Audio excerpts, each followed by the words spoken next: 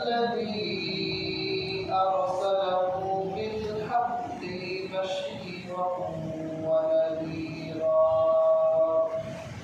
وداعيا إلى الله بإذنه وسراجا منيرا أعوذ بالله من الشيطان الرجيم بسم الله الرحمن الرحيم ولا تقولوا لمن يقتل في سبيل الله أموات بل أحياء ولكن لا تشعرون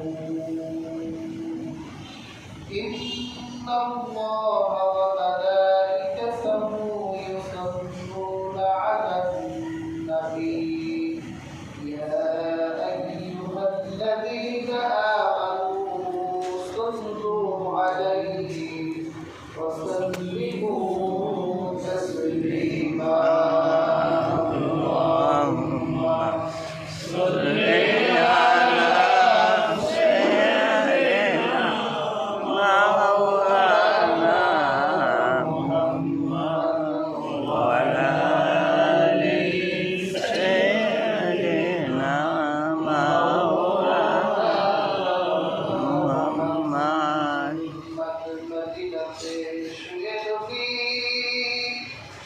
মোদের দরুদ শুনতে পান কেমনে যাব মদিনাতে সে পথ মোদের বলে দেন আল্লাহুম্মা সাল্লি আলা সাইয়্যিদিনা মাওলানা মুহাম্মদ ওয়া আলা আলি সাইয়্যিদিনা মাওলানা মুহাম্মদ।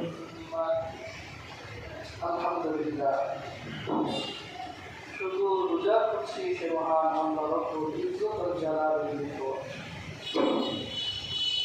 যে মহান আল্লাহ রব্বুল ইজ্জত ও জালাল আপনাকে এবং আমাকে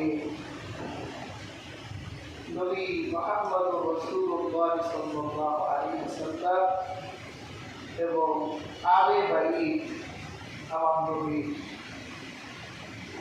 পরিবারের ভালোবাসায় একত্রিত হয়ে বসার তৌফিক দিয়েছে সে মহান আল্লাহ শুকর করি আলহামদুলিল্লাহ। আলহামদুলিল্লাহ। হাজরিন, আমরা অনেকে হেদায়েত বলতে বুঝি পাঁচ ওয়াক্ত নামাজ, এটা পড়লেই সকাল সন্ধ্যা একটু জিকির আজকার করলেই হেদায়েত আছে। এটা খুব ভুল কথা। একটা মানুষ নামাজ পড়েও গোমরাহ করতে পারে। হেদায়েত হচ্ছে আল্লাহর একটা নিয়ামত। অনেকে আমরা দ্বীনি মজলিসকে গুরুত্ব দেই না, অথচ ইসলামের ভিত্তি হচ্ছে দ্বীনি মজলিস।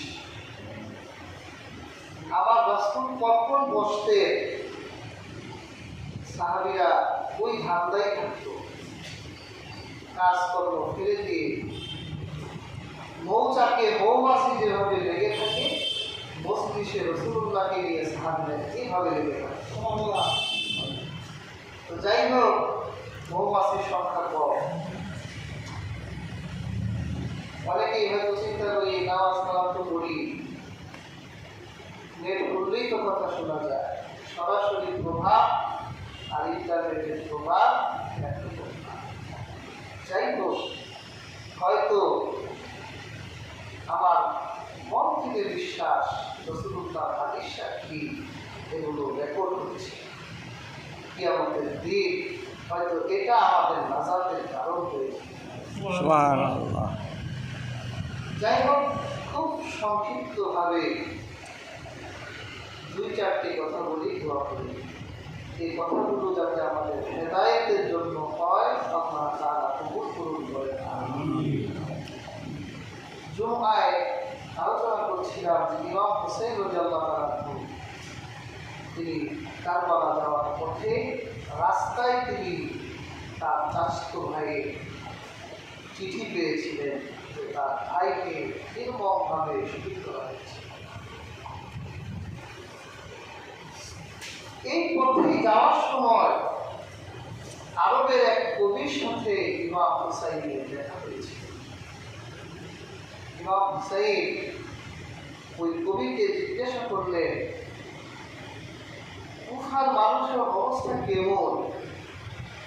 তো কবি কাব্যের ভাষায় বলেছিলেন, অকলকুহু মাআকা ওয়াসুয়ুফুহু আলাইকা, তাদের হৃদয় তোমার সাথে কিন্তু তরবারি তোমার বিরুদ্ধে। ওদের মন তোমাকে চায়, যা আমরা ইমাম হোসেনকে চাই, কিন্তু তরবারি চালানোর সময় তারা তোমার বিপক্ষে তরবারি চালায়।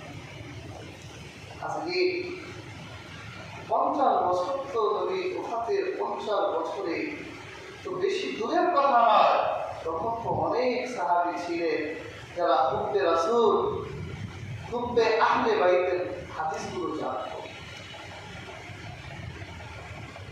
ওমরের ছেলে আব্দুল্লাহ অনেকদিন পর ইরাকের এক লোক তাকে জামায় মশার রক্ত লাগলে এটার মশালা কি হবে, কিন্তু ওমরকে একদিন এক ইরাকের লোক প্রশ্ন করল, জামায় যদি মশার রক্ত লাগে তাহলে জামা পাক থাকবে না নামাজ থাকবে। কিন্তু ওমর কি জবাব দিয়েছিলেন? কিন্তু ওমর সমস্ত লোকদেরকে বললেন, এই লোকটার দিকে তাকাও, ইরাকের এই লোকটার দিকে তাকাও, এই লোকটা মশার রক্ত গায়ে লাগলে পাক থাকবে না নামাজ থাকবে জিজ্ঞাসা করে, অথচ ইরাকের মানুষগুলো আমার রাসূলুল্লাহ পরিজা প্রকাশ করে রক্ত কিন্তু ওই জিজ্ঞাসা করলো না, মশার রক্ত লাগলে থাকবে, অথচ ইমাম হুসাইনের শরীরে রক্ত ঝরানো।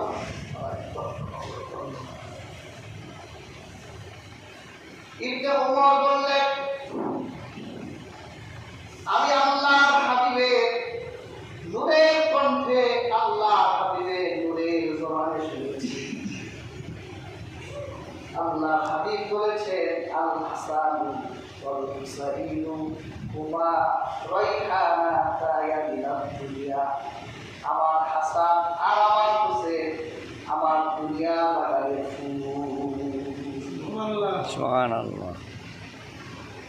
দেখবেন মানুষ যখন ফুল ধরে, ফুল ধরার হাতটা খুব কমল, ফুল ভালোবাসা প্রতি মানুষ যখন ফুলের বাগানে ঢুকে তার হৃদয়টা কমল হয়ে যায়।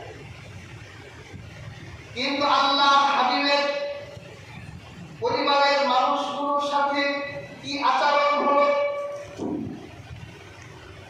আরেক হাদিসে এসেছে, আল্লাহ হাবিব তিনি কোন এক দাওয়াতে গিয়েছিলেন, দাওয়াতে যাওয়ার রাস্তায় তিনি দেখলেন তার পরিবার টুকরা ইমাম হুসাইন তিনি রাস্তায় গোলাবারি নিয়ে খেলতেছেন।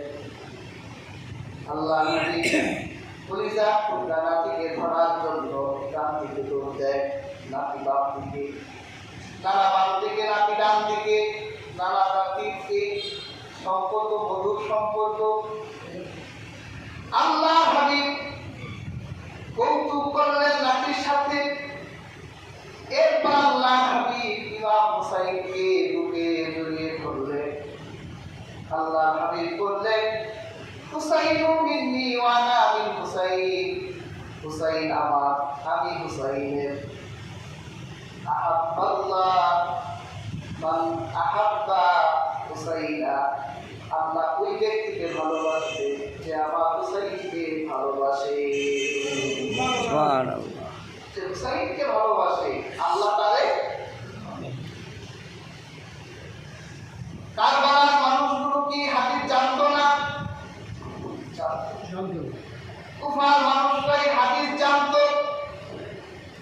কবি ঠিকই বলেছেন, বলে ইমাম, ওই কুফার মানুষের হৃদয় তোমার জন্য কাঁদে, কিন্তু তরবারি হাতে নিয়ে তোমার বিপক্ষেই দিবে। সেটাই হলো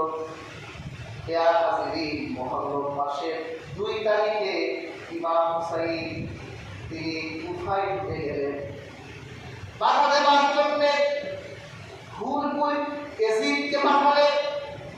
এই নামটা মনে রাখবেন, হুলবি এজিদ। এই এজিদ, ওই এজিদ, এক এজিদ না। এই এজিদ এসে বলল, হে আল্লাহ রাসূলের নাতি, আপনাকে কুফায় ঢুকতে নিষেধ করা হয়েছে, আপনি কুফায় ঢুকতেন না। ইমাম হুসাইন বললেন, তোমরাই তো আমাকে দাওয়াত দিয়েছ। বলে না, আমরা দাওয়াত দিই। ইমাম হুসাইন তার ঘরে থেকে 150 চিঠি বের করবে, এই যে দেখো, তোমরা আমাকে দাওয়াত দিয়েছ, আমি তোমাদের মেহমান।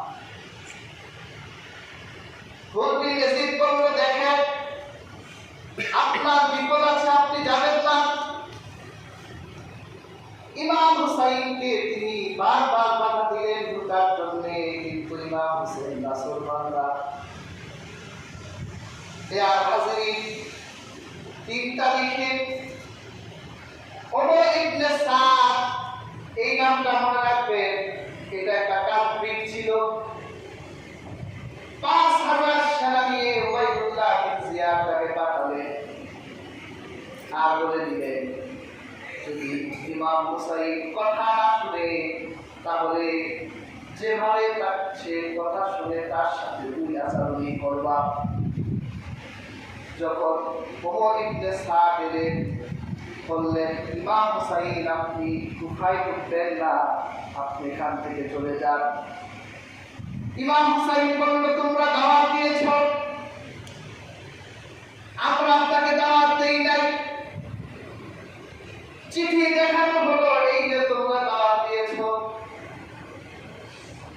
এরপর ওমর ইবনে সাদ তিনি ইমাম হুসাইনের উপর চাপ প্রয়োগ করতে লাগলেন। ইমাম হুসাইনকে কোনদিকে যেতে দিবেন না।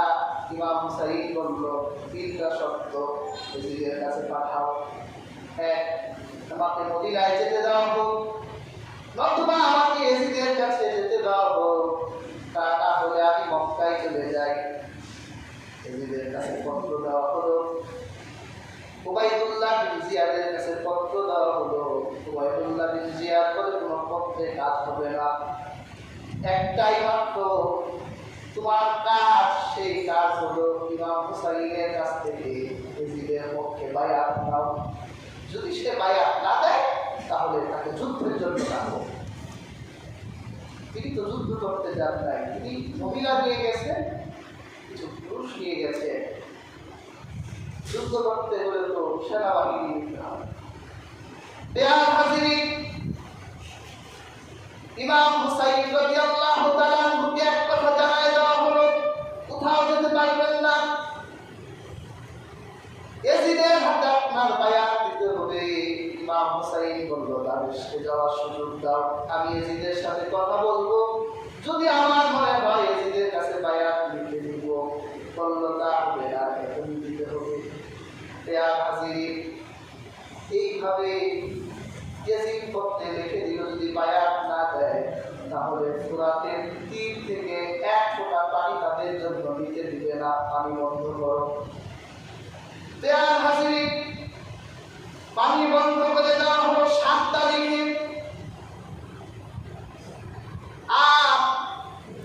আর 2000 সেনা দিয়ে আমরা যাকে সীমা বলি, এই সীমার জিল জাওশান তাকে পাঠানো হলো। যে ওমর ইবনে সাদের কলিজার ভিতর হয়তো ইমাম হোসেনের ভালোবাসা আছে, সে তো চাপ দিতে পারে না। তুমি